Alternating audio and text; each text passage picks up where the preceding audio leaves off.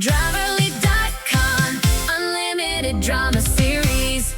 What would you do if your husband served you divorce papers the moment you landed from your dream girls trip? How can one silly, so-called joke selfie change everything? I never imagined a single photo could destroy my marriage, but that's exactly what happened when I sent him that picture with my ex in Paris. And now, I'm the one picking up the pieces. The Uber pulled into our driveway at 11:47 p.m., and I could see the living room lights still on through our bay window. Good. Simon was awake. I wanted to tell him all about Paris while the excitement was still fresh in my mind. I fumbled with my keys, dragging my oversized suitcase behind me. The house smelled like leftover pizza and that vanilla candle I'd bought last month. Everything looked exactly the same as when I'd left 5 days ago. But something felt different. Maybe it was just jet lag. "Simon," I called out, dropping my purse on the kitchen counter. "I'm home." He appeared in the doorway, still wearing his work clothes from earlier that day. His brown hair was disheveled, and his usually warm hazel eyes looked tired. Actually, more than tired. They looked cold. "How was your flight?" he asked, but his tone was flat, mechanical. "Long, but worth every minute." I moved toward him for a hug, but he stepped back slightly. "Paris was absolutely incredible, Simon. I can't wait to show you all the photos. Rachel and I went to this amazing little cafe near the Eiffel Tower, and Evadne." His voice cut through my enthusiasm like a knife. "We need to talk." Something in his tone made my stomach drop. "Okay, but can it wait until tomorrow? I'm exhausted, and I really want to check on Naomi first." "She's at my mother's," I frowned. "Why?" "I told you I'd be back tonight." Simon reached into his back pocket and pulled out a manila envelope. It looked official, with my name typed across the front in bold letters. He held it out to me without a word. "What's this?" I asked, though part of me already knew I didn't want the answer. "Just open it." My hands shook as I tore open the envelope. The first words I saw made my knees go weak. "Petition for dissolution of marriage." "You're joking," I whispered, looking up at him. "This is some kind of sick joke, right?" Simon's expression didn't change. "Do I look like I'm joking?" "Simon, what the hell is this about? I was only gone for 5 days." My voice was rising, and I could hear the hysteria creeping in. "We can talk about whatever's bothering you. There's no need for this dramatic nonsense." "Dramatic nonsense?"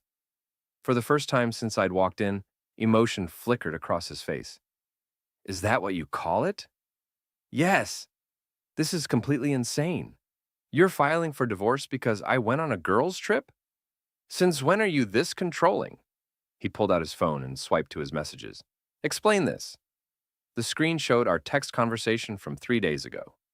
There was the selfie I'd sent him from that little cafe in Montmartre. I was smiling, holding a glass of wine, and Louis was right next to me, his arm casually draped around my shoulders. We both looked happy, relaxed, intimate. "It's just a photo, Simon." "With your ex-boyfriend." "So what?" "We ran into each other at the cafe. It was a coincidence." "A coincidence?" He scrolled down to show another message. "And this text you sent with it? Look who I found. Just like old times. Missing you." That was also a coincidence? I felt heat rising in my cheeks. It was a joke. I was trying to be funny. You know how Louis and I used to joke around when we were together in college? Funny. Simon's voice was deadly quiet. "You thought it would be funny to send your husband a photo of you with your ex-boyfriend, telling him you missed him while you were supposed to be on a girls' trip. You're completely overreacting. It doesn't mean anything." "Then explain the hotel receipts." My blood went cold. "What hotel receipts?" "The ones that show 2 guests in your room for 3 nights. The ones that show room service orders for 2 people. The ones that show charges to the hotel bar until 2 a.m. I opened my mouth, then closed it again. How did he even get those? "I called the hotel," Simon continued, his voice getting steadier with each word. "Told them I was your husband and needed to verify some charges on our credit card. They were very helpful. Apparently, you and your guest had quite the romantic stay." "Simon, listen to me." "No." He held up his hand. "I'm done listening. I've been listening to your excuses and your lies for months. The late nights at work, the mysterious phone calls, the way you've been pulling away from me and Naomi. I haven't been pulling away. You're being paranoid. Am I? When's the last time we had dinner together as a family? When's the last time you asked Naomi about school? When's the last time you seemed happy to be here instead of constantly talking about how boring your life is? I stared at him, searching for words that wouldn't come. Because deep down, I knew he was right about some of it. I had been feeling restless lately. Marriage, motherhood, our suburban life. It all felt so predictable, so suffocating sometimes. But that didn't mean I wanted a divorce. This is fixable, I said finally. Whatever problems we have, we can work through them. That's what married couples do. Some problems are fixable, Simon agreed. Infidelity isn't one of them. It wasn't infidelity. You just what? Shared a hotel room for 3 nights with your ex-boyfriend? Had romantic dinners? Sent me photos to rub it in my face? I wasn't rubbing anything in your face. I was being playful. I thought you'd think it was funny. Simon stared at me for a long moment, and I saw something die in his eyes. You thought I'd think it was funny that my wife was cheating on me in Paris? I wasn't cheating. Then what would you call it? I struggled for an answer. What had happened with Louis wasn't planned. We really had run into each other by chance that first day. But then, he'd suggested drinks, and drinks had led to dinner. And dinner had led to, well, it had led to me feeling alive again in a way I hadn't felt in years. It was a mistake, I said quietly. A 3-day mistake. Yes. A mistake you photographed and sent to your husband. I wasn't thinking clearly. I was drunk, and I don't know what I thought. Simon nodded slowly. Well, now you have plenty of time to think clearly. You can do it from somewhere else. What do you mean? I mean, I want you out of this house tonight. You can't kick me out. This is my home, too. And what about Naomi? She needs her mother. Naomi needs stability. She needs to know that at least one of her parents can be trusted. The words hit me like a physical blow.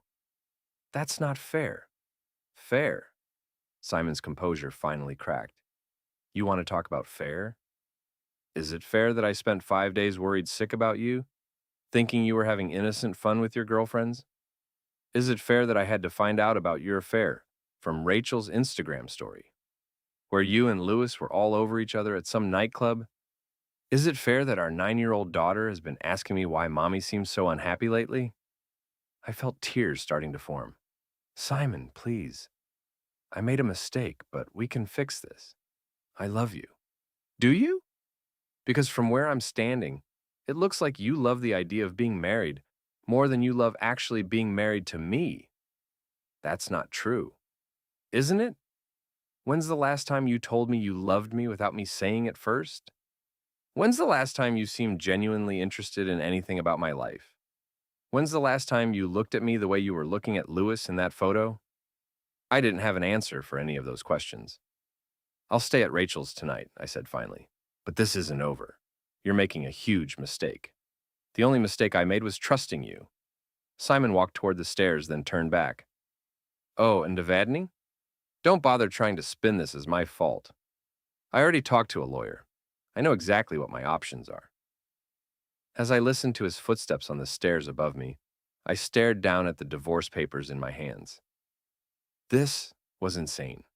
One silly photo, one moment of weakness, and he was ready to throw away 12 years together? I pulled out my phone and called Rachel. Hey, girl, she answered on the second ring. How was the flight? Are you exhausted? Rachel, I need to stay at your place tonight. What? Why? Simon's lost his mind. He's filing for divorce. There was a pause.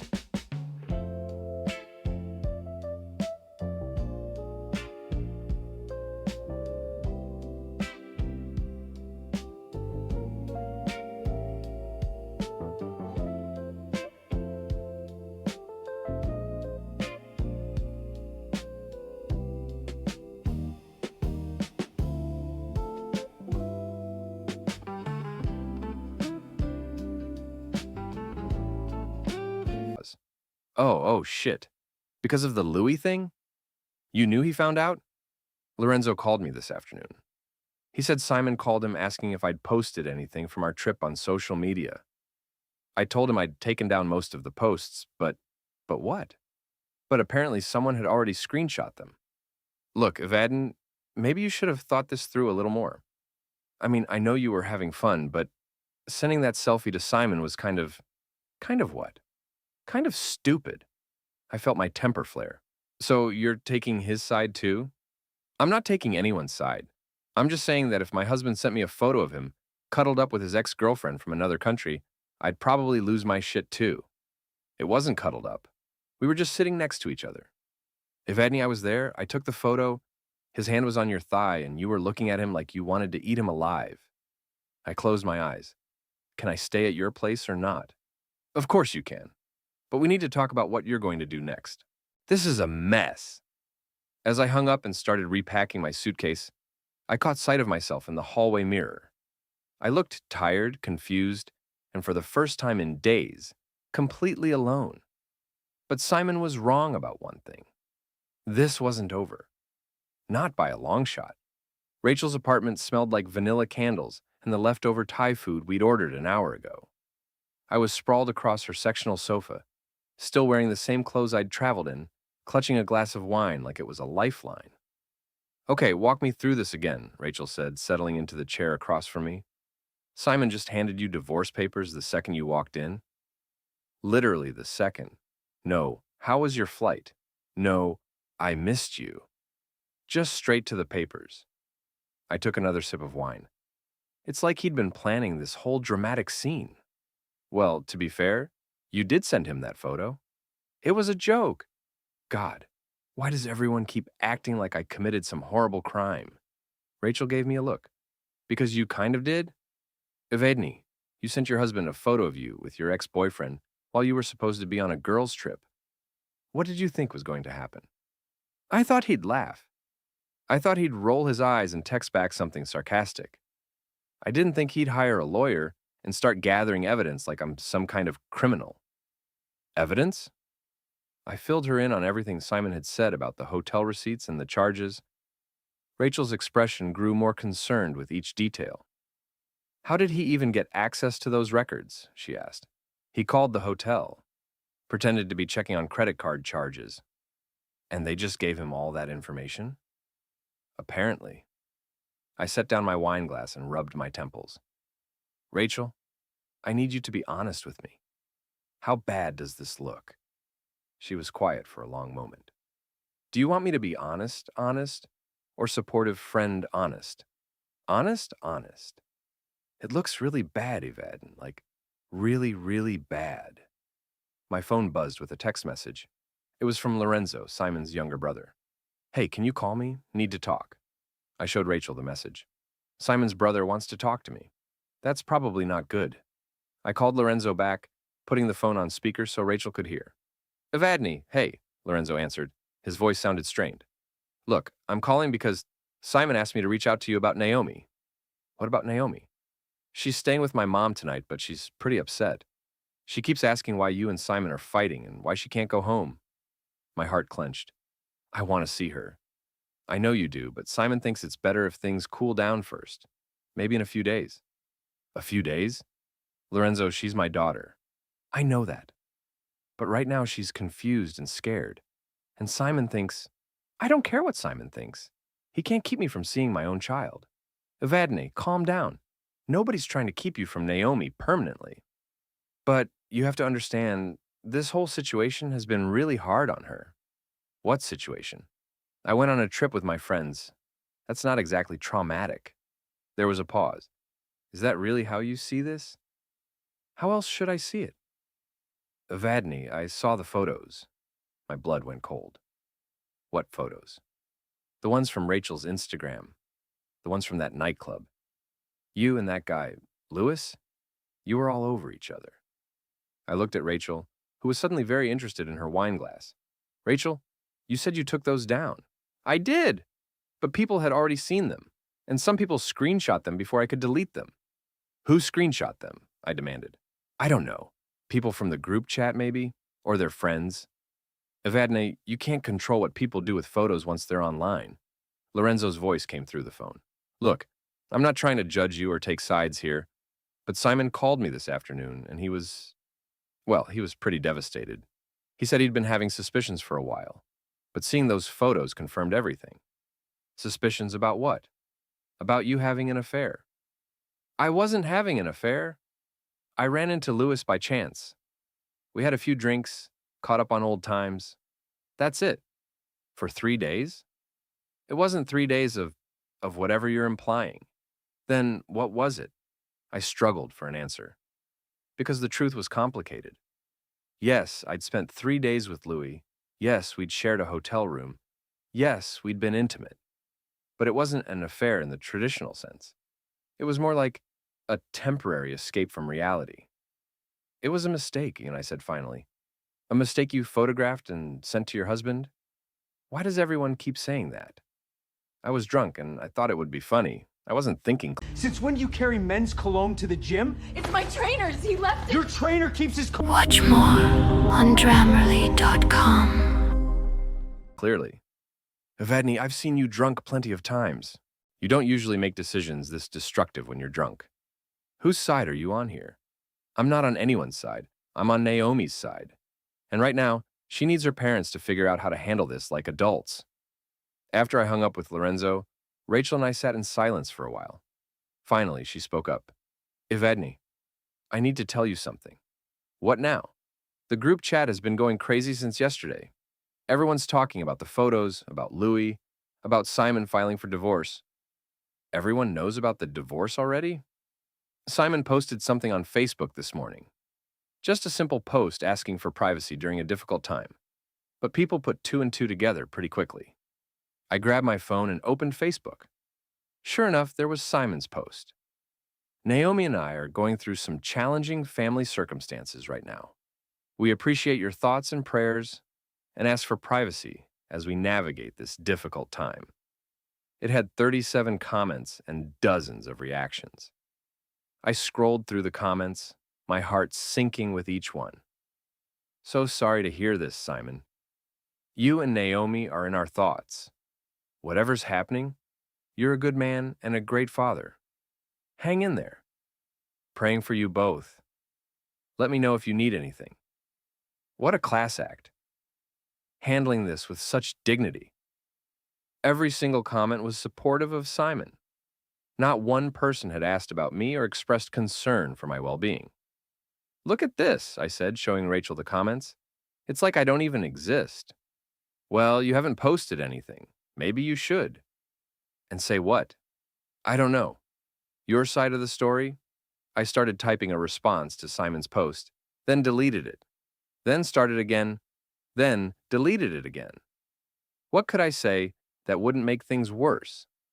My phone rang. It was my mother. Evadne, honey, I just saw Simon's Facebook post. What in the world is going on? Hi, Mom. It's complicated. Complicated how? Are you two getting divorced? He filed papers, but I don't think he's serious. I think he's just trying to scare me. Scare you into what? I gave my mother a condensed version of events, leaving out some of the more damning details. When I finished, she was quiet for a moment. Well, she said finally, men can be very dramatic when their egos are bruised. That's what I think too. The important thing is not to panic. Simon's always been a bit high-strung. He'll calm down in a few days and then you two can work this out like rational adults. What if he doesn't calm down? Then you'll need to be the bigger person. Apologize, make some grand gesture. Show him that your family's more important than some silly fling with an old boyfriend. It wasn't a fling, Mom. Honey, I don't need the details. The point is, this too shall pass. Simon's not going to throw away 12 years of marriage over a few photos. But as I hung up with my mother, I wasn't so sure. The Simon who had handed me those divorce papers wasn't the same man I'd married 12 years ago. That Simon had been soft-spoken, accommodating, maybe even a little naive. This Simon seemed calculating, prepared, and worst of all, completely done with me. My phone buzzed with a text from an unknown number. This is Simon's attorney. Please refrain from contacting my client directly. All communication should go through me. We'll be in touch regarding temporary custody arrangements and asset division. I stared at the message in disbelief. He'd actually hired a lawyer. This wasn't just an empty threat or a dramatic gesture. Simon was serious about this divorce. Rachel, I said, my voice shaking slightly. I think I might be in real trouble here. She looked up from her phone, where she'd been scrolling through social media. Yeah, I'm starting to think you might be right. What do you mean? She turned her phone toward me. The photos from Paris are everywhere. Someone created a whole Instagram story compilation. It's been shared like 50 times just in the last hour. I looked at the screen and felt my stomach drop. There I was, in photo after photo, clearly having the time of my life with Louis, dancing at the nightclub, sharing dessert at a romantic restaurant, walking hand in hand along the Seine. In every single photo, I looked happier and more alive than I had in years. And in every single photo, I looked like a woman who was definitely not thinking about her husband and daughter back home. Oh my God, I whispered. This is a disaster. It's not great, Rachel agreed, but maybe it's not as bad as it seems. Maybe Simon will see how much attention this is getting and realize he doesn't want his private business splashed all over social media. Maybe he'll want to handle this quietly. But even as she said it, I could tell Rachel didn't believe it, and neither did I. Because the truth was, I had sent that selfie to Simon knowing exactly what I was doing.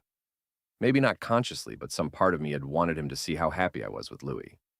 Some part of me had wanted him to know that I was still desirable, still capable of passion, still the woman I'd been before marriage and motherhood had worn me down. I just hadn't expected him to call my bluff. I barely slept at Rachel's that night. Every time I closed my eyes, I saw Simon's face when he handed me those divorce papers. Cold, determined, final. By 6 a.m., I gave up on sleep entirely and started getting ready for work. You're going to work today? Rachel asked, padding into the kitchen in her robe. Don't you think you should take a personal day? Deal with all this? Deal with what? Simon's having a tantrum. The best thing I can do is act normal and let him calm down. I was applying concealer under my eyes, trying to hide the evidence of my sleepless night. Besides, I need to maintain some sense of normalcy, for Naomi's sake. Rachel poured herself coffee and gave me a skeptical look. Evadne, I don't think this is just a tantrum. Of course it is. Simon's always been jealous and insecure. Remember when we first started dating, how paranoid he got whenever I talked to other guys? This is just that, amplified. But you did sleep with Louis. I froze with the concealer wand halfway to my face. I never said that.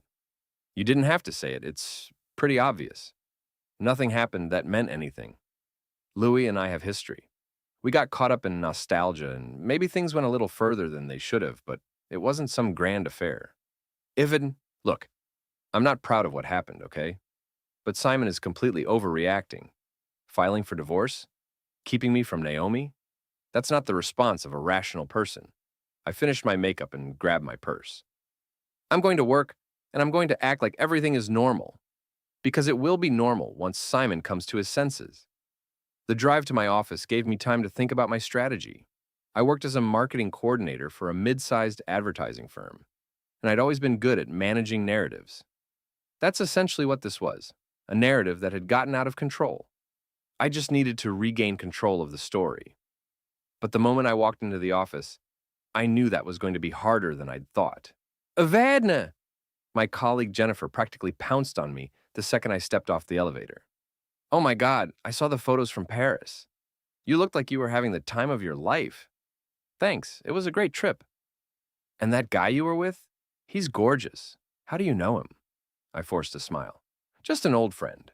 We ran into each other by chance. Lucky chance. He looked very friendly. Jennifer wiggled her eyebrows suggestively. Before I could respond, my boss, Mr. Peterson, appeared at my cubicle. Evadne, can I see you in my office for a moment? My stomach dropped. Of course. Mr. Peterson's office was small and cluttered, with motivational posters that had probably been there since the 1990s. He gestured for me to sit down and close the door behind him. How was your vacation? He asked, settling behind his desk. Very nice, thank you. Good, good. Listen, I wanted to talk to you about something. I got a call this morning from someone claiming to be your husband. I felt my face flush. Oh, he seemed quite upset. Said something about needing to verify your employment status for legal proceedings. Mr. Peterson, I'm so sorry. Simon and I are going through some personal issues right now, and he's not thinking clearly. Whatever he said, please don't take it seriously. He mentioned something about you misrepresenting your business trip to Paris? My mouth went dry. Misrepresenting how? He said you told him you were traveling with female colleagues for a company retreat, but that our company didn't sponsor any such trip. I never said it was a company retreat. I said I was traveling with friends. But he seemed to think you'd been dishonest about the nature of the trip. I could feel sweat starting to form under my arms. Mr. Peterson, like I said, Simon is going through some emotional difficulties right now. I think he's confused about some details. I see. Mr. Peterson leaned back in his chair. Well, I told him that your personal travel arrangements are none of my business, as long as they don't affect your work performance. Thank you, and they won't. I'm completely committed to my job here. Good to hear, although, he paused, looking uncomfortable. I do hope you'll be discreet about any personal matters. We try to maintain a professional environment here. Of course. Absolutely. As I left his office, I felt a surge of anger. How dare Simon call my workplace? How dare he try to embarrass me professionally? This was exactly the kind of controlling behavior I'd been talking about. I spent the morning trying to focus on work, but I kept getting distracted by colleagues stopping by to ask about my trip, my friend from Paris, and whether everything was okay at home. Apparently, the photos had made their way through our office social media network faster than I'd realized. At lunch, I decided to drive by Naomi's school. I knew she'd be at recess, and I just wanted to see her, even from a distance. I parked across the street from the playground and spotted her almost immediately. She was sitting alone on a bench, not playing with the other kids. Even from 50 yards away, I could see that she looked sad. My heart broke. I pulled out my phone and called the school office. Hi, this is Evadne Greer, Naomi's mother. I was wondering if I could pick her up a little early today. Oh, Mrs. Greer, I'm sorry, but we have a note here that only Mr. Greer or Mrs. Marjorie Greer are authorized to pick up Naomi this week. That's ridiculous. I'm her mother. I understand, but we have to follow the instructions we've been given. If you'd like to speak with the principal about this, I can transfer you. Yes, transfer me. The principal, Mrs. Rodriguez, came on the line a moment later. Mrs. Greer, I understand you're going through some difficult family circumstances right now. Mr. Greer spoke with me this morning and explained that there might be some confusion about pickup arrangements. There's no confusion. I want to pick up my daughter. I'm sure you do, but without proper documentation, I can't override the instructions we've been given. If you have a court order or some other legal document, I don't need a court order to see my own child. Mrs. Greer, I understand you're upset, but I need you to lower your voice. If you'd like to resolve this, I suggest you work it out with your husband and then provide us with clear, written instructions. I hung up, furious. Simon was systematically cutting me off from every aspect of my life. My job, my daughter, my home. This wasn't grief or hurt feelings. This was calculated punishment. I called his cell phone, but it went straight to voicemail. I called his work number. Simon Greer's office, this is Amanda. Hi, Amanda, this is Simon's wife. Is he available? Oh, hi, Mrs. Greer. I'm sorry. But Mr. Greer asked me to hold his calls today. Can I take a message? Tell him his wife called and that he needs to stop this ridiculous game immediately. Okay, I'll let him know you called. I drove back to work feeling more frustrated than ever. But by the time I got there, I'd formulated a new plan. If Simon wanted to play hardball, I could play hardball too. I called his HR department. Hi, this is Evadne Greer. I'm Simon Greer's wife, and I'm calling because I'm concerned about his mental state. Oh, okay. Can you hold on a moment? A few minutes later, a woman named Carol came on the line.